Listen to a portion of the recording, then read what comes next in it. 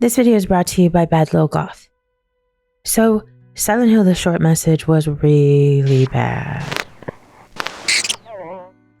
The story of Silent Hill is rough and long. It was initially developed by Team Silent, a small group of developers that came together from other failed projects.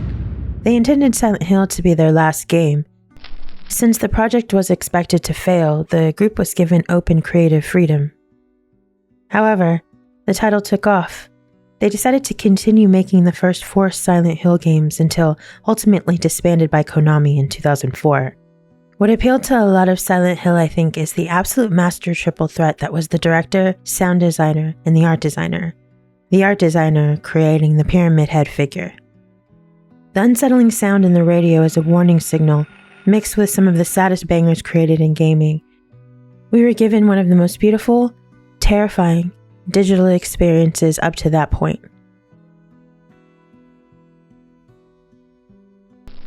Silent Hill was the first of the series, which Harry Mason is the main protag.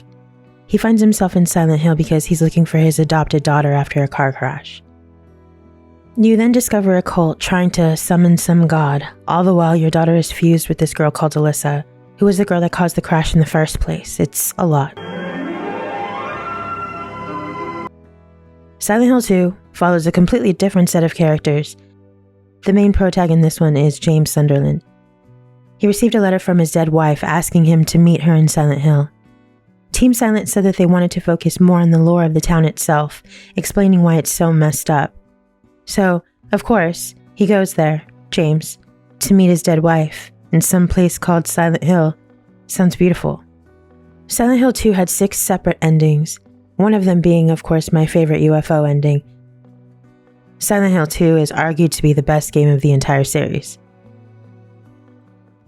I feel like Silent Hill 2 went the Evil Dead 2 route, where it was still the same thing but different. Because Silent Hill 3 is considered to be the direct sequel to Silent Hill. Silent Hill 3 follows Heather Mason, the love child of whatever that was at the ending of Silent Hill 1. She's trapped in a Disneyland from hell. And then we have Silent Hill 4, The Room, which was a lot like COVID if you think about it. He can't leave his house. He's forced to watch crazy people walk around the hallways through a peephole. That time was deemed the golden age of survival horror. Silent Hill competed with the best of them, like our other favorite, Resident Evil. But it was a step away from the zombie genre and put us into more of a nightmare type scenario with mindfuck kind of character monsters. Another thing was that it featured a main character that was more of like an average bro instead of some specifically trained assassin like Chris Redfield was, like with the police force. So, what happened?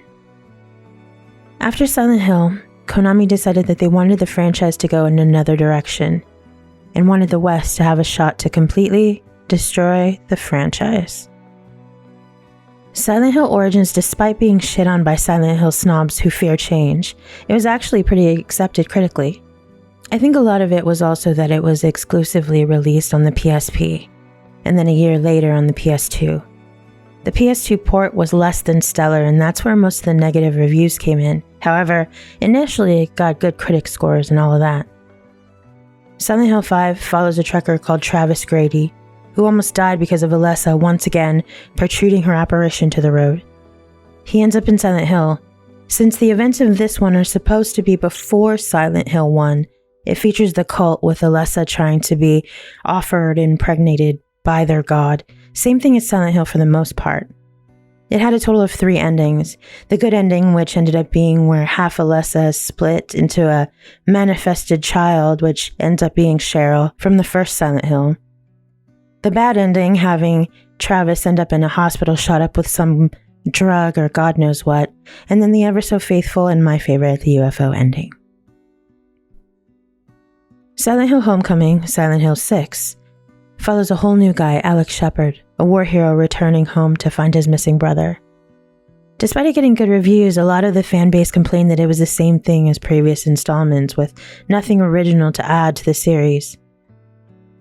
It had a lot of the same gameplay, the walk around, pick up, put down, solve puzzle type feel. But I personally feel like all Silent Hills were like that, and it was almost a characteristic of the game itself. I don't know, when I play Silent Hill, it's what I expect. If you ask fans, this is probably the one that they'll say they liked the least. Silent Hill Shattered Memories was released in the Wii in 2009. This one was a lot more interactive than the other ones, with several different points of view. The points being over the shoulder, first person, through a simulated therapy session, etc. It was an actual reimagine of the original Harry Mason and Cheryl, She's Missing in Silent Hill. It has some reimagining of old characters along with new. Fans of the series seem to have a mixed bag on this one. It was good with the interactiveness of it, but at the same sentence, it was clunkiness and the movement was frustrating at times. Those of us who've played horror games on the Wii know about this.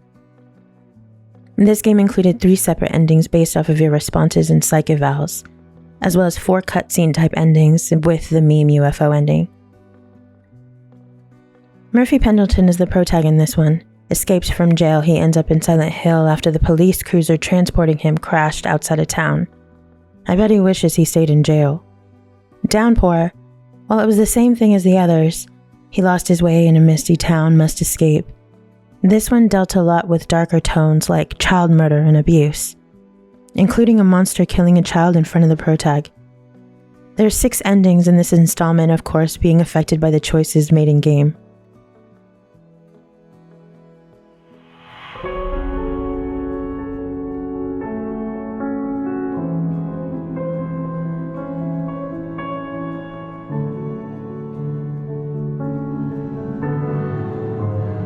Watch out. The gap in the door. It's a separate reality.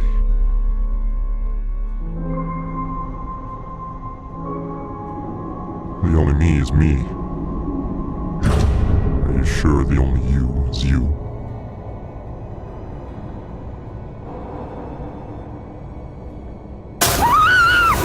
I think about this all the time, and it was really incredible.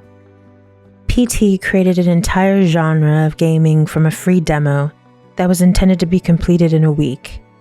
And even now, people have studied the game and picked at it every single bit of it, played the map, played out of the map, and it's pretty unanimous. We are fucking robbed. PT, or the playable teaser, was released for free on PlayStation 4 unexpectedly and by storm. While Kojima had said that he intended for the puzzles to be difficult and mysterious, there were people that got it within 24 hours. This did surprise Kojima. The prize for beating the game was the reveal that Daryl Dixon was the star of the new Silent Hill game by Hideo Kojima and Guillermo del Toro. Norman Reedus, of course, was the popular thing in 2014. It was peak Walking Dead. So we waited, and we waited, and then, with the departure of Kojima from Konami, the masses assumed that Silent Hill was done. Word was that the project of Silent Hills was cancelled due to major creative differences between the studio and Kojima. We were all pretty much left to speculate what it was, so I like to go with the story that Kojima wanted to go there and Konami said absolutely the heck not. No matter how much they try, I don't think developers will ever capture the magic that was PT, the concept for Silent Hills. PT alone I wouldn't say is my Roman Empire, but it's pretty close. I think about it often. It even has UFOs in it. And here we are, back to the beginning. Silent Hill, The Short Message, was announced as a free download episode on the PlayStation Store at PlayStation State of Play on January 31st, 2024. The trailer was promising, looked very Fatal Frame-ish, with a mixture of cell phone flashlight horror. I understand what the message was intended to be, but it felt really forced, almost like an anti-bullying ad. The other world sort of felt like an unfinished hallway with sticky notes on it. The cutscenes were awful. Immediately it gave me like Sega CD Night Trap vibes. They didn't appear to be computer generated, but filmed and then had a scanline filter overlay. It was kind of disappointing, I'm not gonna lie. As for the monster, I was really curious on how it would be shown. I actually thought it was kind of pretty. There was bits of it that felt like a pretty obvious PT ripoff. However, this was more like a test the water for Silent Hill F. They seem to be similar, that's just my feeling on it. I'd rather play Fatal Frame, to be honest. So what are your thoughts? Did you get a chance to play it at all? Kind of sad. Absolutely robbed of a potentially amazing franchise installment, but you never know, it could have been shit. Kojima is now working on another horror title that has Silent Hill fans frothing at the mouth, so maybe it'll finally see the light of day. But I ask you this, is it too late? Is the market too saturated with that kind of horror? I want to thank you guys for watching this video. It turned out a lot longer than I anticipated. If you like this sort of content, head over to my Twitch where we have coffee and look at stuff. Then I play scary games in a caffeinated state. Also, be sure to check out my Patreon. It's only $1. You get a lot of cool stuff. And with that, I'm Crystal. This is Getting Spooky, and I'm out.